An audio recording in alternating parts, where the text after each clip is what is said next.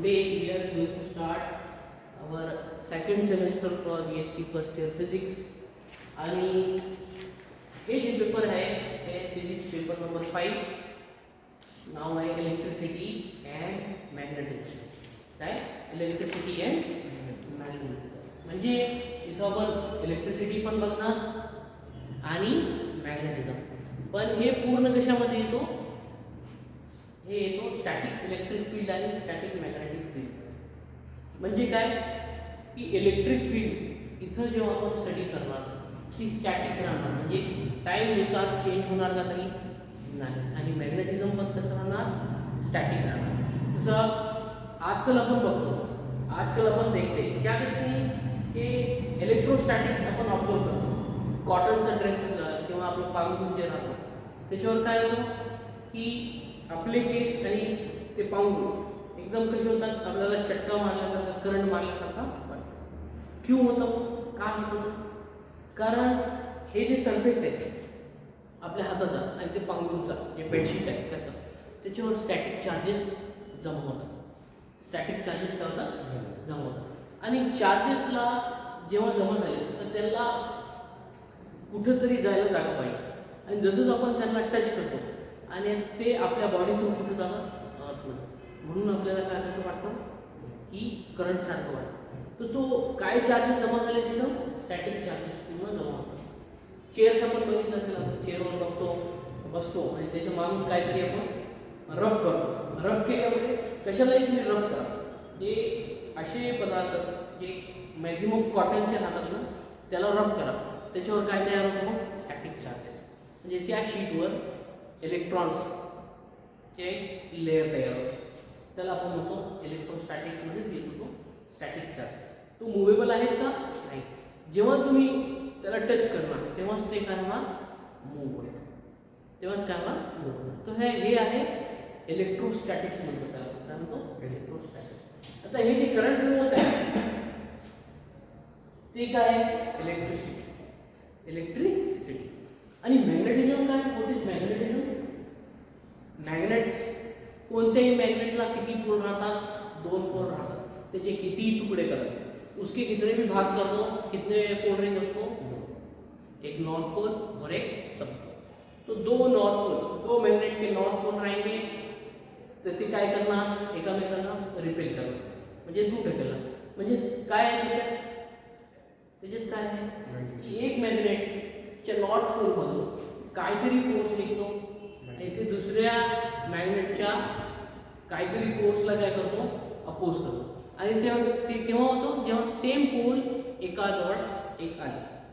सो ते रिपेल होणार. आणि जर अपोजिट पोल आले तर अट्रॅक्ट होणार. अपोजिट पोल आले तर आणि त्याची एक फील्ड राहते, त्याच्या आतमध्येच गेलो आपण तरच ते अट्रॅक्ट करणार. म्हणजे हे छोटे छोटे मॅग्नेट आहे, इतक्या दूरवर आहेत तर ते अट्रॅक्ट करणार काय नाही. तुम्ही जवळ आणा आणि एक वेळ अशी येणार की तिथं जर आणलं आपण की ते मॅग्नेट काय करणार? एकमेकाला वो मैग्नेट क्या करेंगे? एक दूसरे को टच करेंगे. तो जो डिस्टेंस है, जो डिस्टेंस तक वो मैग्नेटिक फील्ड काम कर रही है या इलेक्ट्रिक फील्ड भी काम कर रही है. समजा आपल्याकडे स्टॅटिक चार्जेस आहे तर किती दुरून आपल्याला झटका लावणार का? नाही. काहीतरी एक डिस्टन्स असेल त्या डिस्टन्सवर आपण गेलो की तो काय होणार? स्टॅटिक चार्ज ट्रान्सफर होणार. म्हणजे ही जी फील्ड आहे, हे जे चार्जेस आहेत त्यांची किंवा इलेक्ट्रिक फील्ड आहे किंवा मॅग्नेटिक फील्ड आहे, याची काही एक बाउंड्रीज आहे. या बाउंड्रीजलाच आपण काय म्हणतो? फील्ड म्हणतो. जसं आपली क्रिकेट फील्ड राहते ना, त्याच्या बाहेर गेलं तर काय होतं? आपण म्हणतो बाउंड्री, 6 किंवा 4. तर तसंच इलेक्ट्रिक आणि मॅग्नेटिक पण काय राहतो? फील्ड. त्या डिस्टन्सच्या नंतर ती फील्ड काम करणार का? म्हणजे मॅग्नेट या डिस्टन्सवर काम करतात का? नाही. स्ट्रॉंग मॅग्नेट आला म्हणजे फील्ड काय झाली त्याची? जसं आपण बल्ब बघतो, एक छोटा सा बल्ब लिया अपन रात में खेत में बल्ब लगाया हुआ, चौका बल्ब है और तुम क्या कर रहे हैं? साइकिल लेके जा रहे हो वहाँ से. कुछ टाइम तक वो बल्ब दिखेगा तुमको, उसके बाद दिखेगा क्या?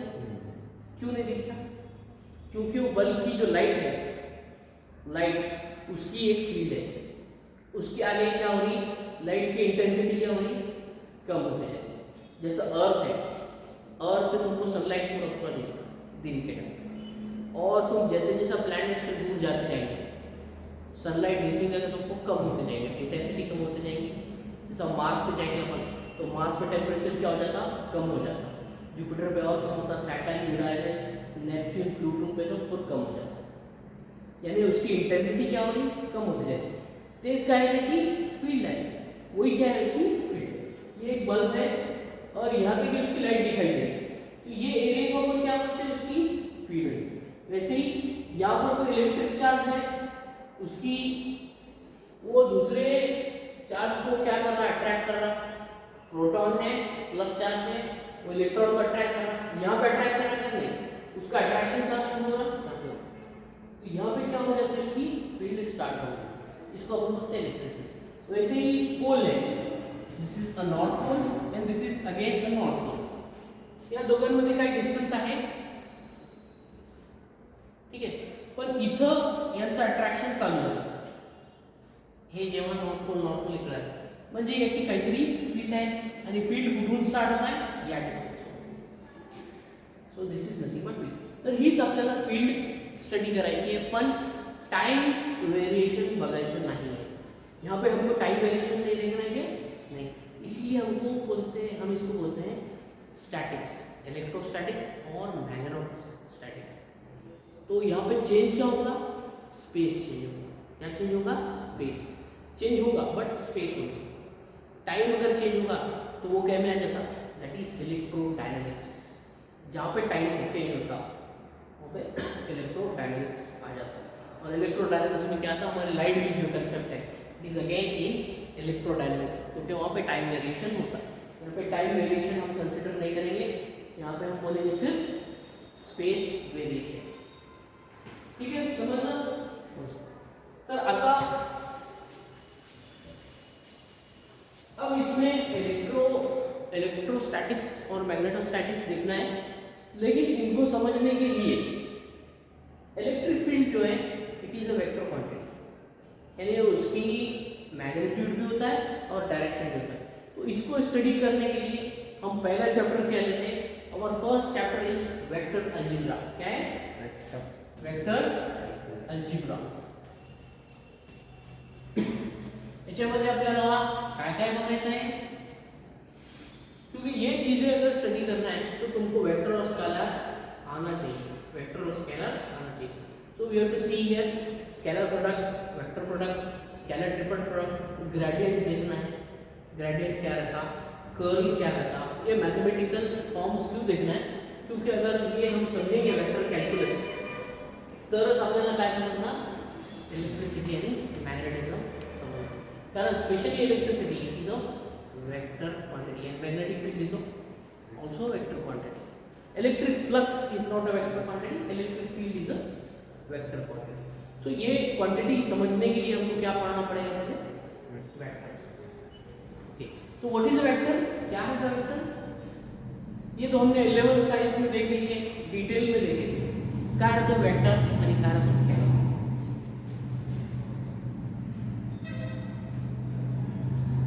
दोन पॉइंट्स है x1 x2, ये सपोज है हमारा बदनापुर और ये है औरंगाबाद, ठीक है। या दोघांमध्ये डिस्टन्स आहे 45 किलोमीटर, काय आहे 45 किलोमीटर। हे 45 किलोमीटर काय आहे distance, this is 45 kilometre. Okay, हे डायरेक्शन दाखवतो का इथं काही डायरेक्शन्स आपण काही सांगितलं, म्हटलं काय डायरेक्शन, तुम्ही कुठून कुठपर्यंत जाताय असं म्हटलं तर नाही, मैंने क्या बोला, सिर्फ दोनों के बीच में का डिस्टेंस है। हम कहाँ से कहाँ जा रही है बोला क्या, कहाँ से कहाँ जा रही है, सिर्फ क्या बोला डिस्टेंस। डिस्टेंस अगर बोला मैंने, इसमें सिर्फ क्या है मैग्नीट्यूड, एक संख्या है। So this type of quantity, this type of physical quantity, ही पण एक फिजिकल क्वांटिटी है, ही फिजिकल क्वांटिटी रहते स्केलर, इसको हम क्या बोलते हैं स्केलर। इसमें क्या है सिर्फ मैग्नीट्यूड है, मैग्नीट्यूड। तो distance is nothing but a scalar. और एक एग्जांपल क्या है इसका, time. Time time second, time से यूनिट क्या है, सेकंड। अपन ऐसा बोलते हैं कि मैं इस दिशा में जा रहा हूँ, मेरा टाइम ये है। टाइम क्या है, टाइम के लिए डायरेक्शन यूज करते क्या हम, नहीं। यानी टाइम भी कौन सा हो गया, स्केलर क्वांटिटी। वजन, वेट या मास, मास वेक्टर है कि स्केलर है, स्केलर है, क्योंकि उसमें डायरेक्शन का कुछ रोल है क्या, नहीं। अच्छा, स्पीड, स्पीड का डायरेक्शन है, speed is a scalar quantity, उसमें डायरेक्शन कुछ है क्या। जब हम वेलोसिटी बोलते हैं तो आ जाता उसमें वेक्टर, क्योंकि वेलोसिटी का मतलब क्या होता, किसी डायरेक्शन में जाए। हम बदनापुर से औरंगाबाद की तरफ जाए तो ये हो जाता वेलोसिटी। आता अजून एक आहे डिस्प्लेसमेंट। डिस्प्लेसमेंट म्हणजे जागा बदलना, हमने जगह चेंज की, तो हमने किस डायरेक्शन में जगह चेंज की वो इम्पोर्टेंट है। अगर आप 45 किलोमीटर इधर जा रहे हैं तो आपकी पोजीशन अलग रहेगी। अगर 45 किलोमीटर इधर जाना है तो मेरी जगह कौन सी रहेगी, परतूर साइड रहेगी। यानी डायरेक्शन क्या बता रहा हमारा, डिस्प्लेसमेंट क्या बता रहा, डायरेक्शन भी बता रहा ना। तो डिस्प्लेसमेंट, वेलोसिटी, एक्सेलरेशन, इसको क्या लगता है डिफाइन करने के लिए वेक्टर भी लगता है, मैग्नीट्यूड भी और डायरेक्शन भी। इसीलिए ये सब क्वांटिटीज कौन से हैं, दीज आर वेक्टर क्वांटिटीज। समझ लो, ज्या क्वांटिटी मध्ये ऐसी क्वांटिटी जिसमें सिर्फ आपको मैग्नीट्यूड ही लगता डिफाइन करने के लिए, जैसे कि mass, time, distance, all these are scalar quantity, इसको स्केलर क्वांटिटी। और ऐसी क्वांटिटी, फिजिकल क्वांटिटी, जिसको एक्सप्लेन करने के लिए आपको मैग्नीट्यूड भी लगता और डायरेक्शन भी लगता। So this type of quantities are known as vector quantities, यानी मैग्नीट्यूड भी है और डायरेक्शन भी है। वेक्टर म्हणजे दाखवतो आपण नॉर्मली ए बार असं दाखवतो ना, हे काय डायरेक्शनचं symbol, this is the symbol of direction. Scalar form generally ऐसे लिख सकते हैं या मैथमेटिकल फॉर्म में हम इस तरह से लिखते हैं। इसका मतलब क्या हो गया, ये जब हम देते हैं इसका मतलब क्या होता, इसका मैग्नीट्यूड। अब मैंने क्या बताया था 45 किलोमीटर, तो डिस्प्लेसमेंट का डायरेक्शन होगा 45 किलोमीटर, किस डायरेक्शन में, बदनापुर टू औरंगाबाद। और ये 45 क्या है इसका, 45 किलोमीटर का ये क्या है, मैग्नीट्यूड है। ये क्या है, मैग्नीट्यूड। तो इसके लिए ये क्या है, एक ही मैग्नीट्यूड, एक ही। समजा तुमची वेलोसिटी किती आहे, 65 kilometre per hour in the direction from Badnapur to Aurangabad. So you will write a bar as 65 kilometer per hour in the direction of Badnapur to Aurangabad. But अगर आपको मैग्नीट्यूड लिखना है, मैग्नीट्यूड कितना है उसमें से, ओनली 65 किलोमीटर पर आवर। सो ये हो गया उसका magnitude. This is the notation. अजून एक नोटेशन आहे असा, याला म्हणतो आपण युनिट वेक्टर ए कॅप। याची डेफिनेशन आहे mod of a by a, mod of a by a, ज्याला आपण युनिट वेक्टर म्हणतो, ठीक है। तो ये सब तो ऑलरेडी हम सीख चुके हैं। अब now we are doing graduation in physics, so हमारा लेवल भी क्या रहेगा, now will start from vector product. अब दो वेक्टर का प्रोडक्ट कैसा है, जैसा कि दो फिजिकल क्वांटिटीज के सिर्फ मैग्नीट्यूड का प्रोडक्ट अपन कैसा घेतो, 50 into 50 ऐसा डायरेक्ट ले लेते ना। But in case of vector ऐसा नहीं रहता, इन केस ऑफ वेक्टर ऐसा नहीं रहता। तो इन केस ऑफ वेक्टर हमको क्या क्या देखना पड़ता, उसका डायरेक्शन का भी प्रोडक्ट देखना पड़ता एंड मैग्नीट्यूड का भी प्रोडक्ट देखना पड़ता। तो उसके लिए हम डिफाइन करते हैं वेक्टर प्रोडक्ट और स्केलर प्रोडक्ट, यानी दो वेक्टर्स का वेक्टर प्रोडक्ट भी रहता और स्केलर प्रोडक्ट भी रहता। तो वही हमको आज से देखना है। So first of all will see scalar product और डॉट प्रोडक्ट, स्केलर प्रोडक्ट और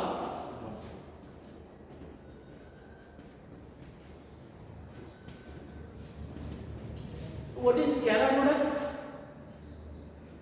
समजा दोन वेक्टर्स आहेत, दो वेक्टर हैं A bar and B bar, A bar and B bar, ठीक है, ए बार एंड बी बार. तर यांचा जे स्केलर प्रोडक्ट आहे आपण दाखवतो डॉट ने, A dot B, A dot B is equal to A B cos theta, A B cos theta. This is known as scalar product, this is known as scalar product of A and B. अब ये A और B क्या है? These are magnitudes of A and B, magnitudes of A and B. तो दो vectors हैं, दोनों का स्केलर प्रोडक्ट कैसे लेंगे? A bar dot B bar is equal to A B cos theta. What is theta? Angle between A and B, angle between A and B. ठीक आहे. तर हा एक वेक्टर आहे आणि हा एक वेक्टर आहे आणि हे दोघांमधला एंगल किती आहे? थीटा. दोघांमधला एंगल किती आहे? Theta. Okay. So this is suppose A, this is B, vector A and vector B. आता काय दाखवतोय? स्केलर प्रोडक्ट से और एक बात समझो, ए और बी का डायरेक्ट हमने प्रोडक्ट लिया, तो क्या मिला हमको? A B cos theta. But ये ए बी कॉस थीटा क्या है? अगर यहाँ से मैं एक परपेंडिकुलर ड्रॉ करूँ इसके ऊपर, एक परपेंडिकुलर है, तो ये हो जाएगा A B cos theta by using trigonometry. Trigonometry use करेंगे हम, तो क्या हो जाएगा? कॉस थीटा, कॉस थीटा अगर यूज करेंगे तो क्या हो जाएगा? यानी इसका प्रोजेक्शन इस वेक्टर पे जो पड़ रहा है, इसका प्रोजेक्शन इस वेक्टर पे, sorry here you to write B cos theta, B cos theta, इसका प्रोजेक्शन इसके ऊपर जो पड़ रहा है उसको ही हम क्या बोलते हैं? इसी को क्या बोलते हैं हम? Scalar product. इसी को क्या बोलते हैं? प्रोजेक्शन का अर्थ काय? सावली म्हणतो ना आपण, याची सावली इथून जर उंची येत असेल तर याची सावली कुठे येणार? यहाँ पे. सो इसका प्रोजेक्शन इसमें जो बन रहा है ये रहता तुम्हारा स्केलर प्रोडक्ट, ये रहता तुम्हारा स्केलर प्रोडक्ट. आता इथं आपल्याला प्रॉपर्टीज बघायचे. तर स्केलर प्रोडक्ट कसं डिफाइन करतो? A bar dot B bar is equal to A B cos theta. A काय आहे? Magnitude of vector A, B magnitude of vector B, theta is angle between A and B. आता यांची आपल्याला काय properties बघायची आहेत?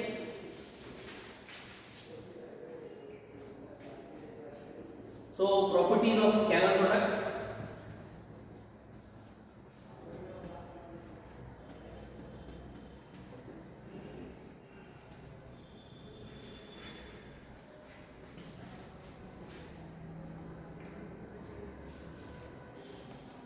The first property, scalar product is commutative. Scalar product is commutative. What is the meaning of commutative? Commutative का meaning असं A dot B is equal to B dot A. A dot B is equal to B dot A. Meaning काय आहे याचा?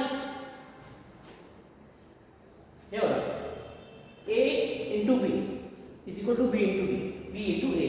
म्हणजे इथं A ची जागा बदलली आपण. A कुठे गेला? इथं गेला आणि B कुठे गेला? पहिल्या.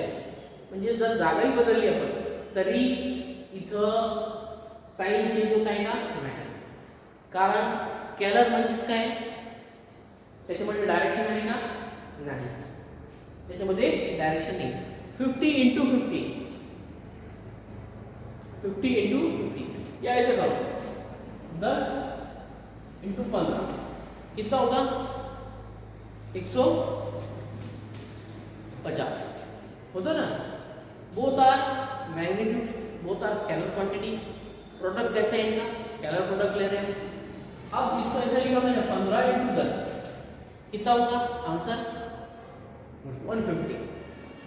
मतलब ए और बी की पोजीशन चेंज करा तो भी रिजल्ट क्या आ रहा, सेम आ रहा। यानी मैं ऐसे लिख सकता, suppose this is A and B, और यहाँ पे स्केलर प्रोडक्ट के लिए हम डॉट बताते हैं, क्रॉस नहीं बताते, क्रॉस वेक्टर प्रोडक्ट के लिए। अब यहाँ बी इधर आ गया और ए इधर आ गया, तो भी रिजल्ट चेंज हुआ क्या। So we can write a into b, a dot b is equal to b dot a. so this is scalar product, but vector में ऐसा नहीं होता। क्यों नहीं होता, रीजन क्या है मालूम क्या, तुम 45 किलोमीटर इधर गए, डायरेक्शन आ गया, अब तुम ऐसा बोलेंगे कि 45 किलोमीटर किधर भी जाऊँ मैं औरंगाबाद ही पहुंचूंगा, ऐसा होता क्या नहीं। यानी डायरेक्शन क्या हो जाता उसका उल्टा हो जाता, वहाँ माइनस का साइन आ जाता। डायरेक्शन बताने के लिए हम क्या यूज करते हैं हमेशा, निगेटिव साइन।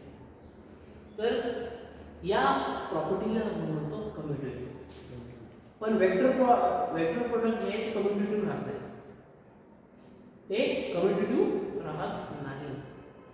ठीक है, so this is first property. Okay, and second property is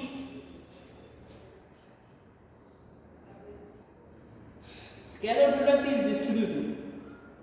Scalar product is distributive.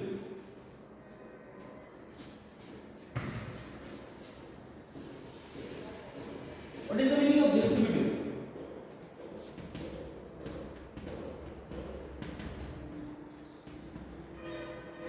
A dot B plus C is equal to A dot B plus A dot C।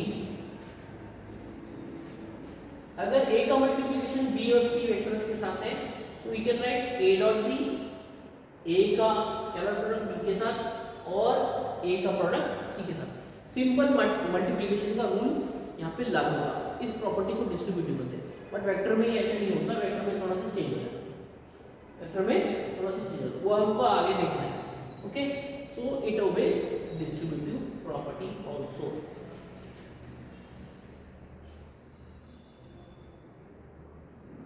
Third property is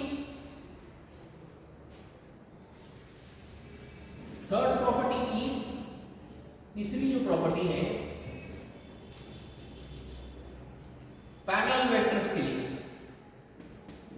means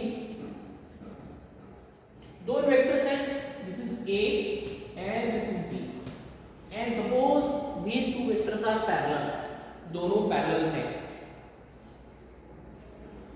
दोनों parallel है। Parallel अगर है तो ये दोनों के बीच में angle कितना होगा, दोनों भी पैरेलल है, 180 0, कोई एंगल ही नहीं है ना, 180 भी बोल सकते हैं अपन, but no angle, parallel vector है तो थीटा क्या हो जाएगा 0। आता याचा स्केलर प्रोडक्ट कसं घेतो आपण, a bar dot b bar is equal to a into b into cos theta, but here theta is what 0 and cos 0 किती होतो 1, cos 0 होतो 1, cos of 0 is equal to 1, cos 0 किती होतो 1। तर इथे काय आहे ना, a bar dot b bar is equal to a to b। so this is the third property, this is the third property।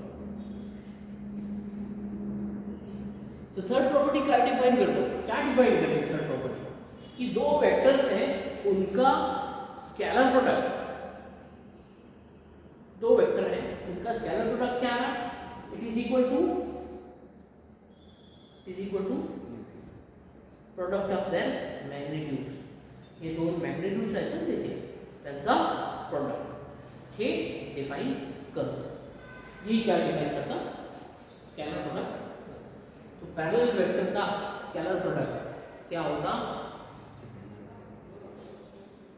उनके मैग्नीट्यूड का मल्टीप्लिकेशन होता। प्रोडक्ट ऑफ मैग्नीट्यूड म्हणजे मैग्नीट्यूड का मल्टीप्लिकेशन।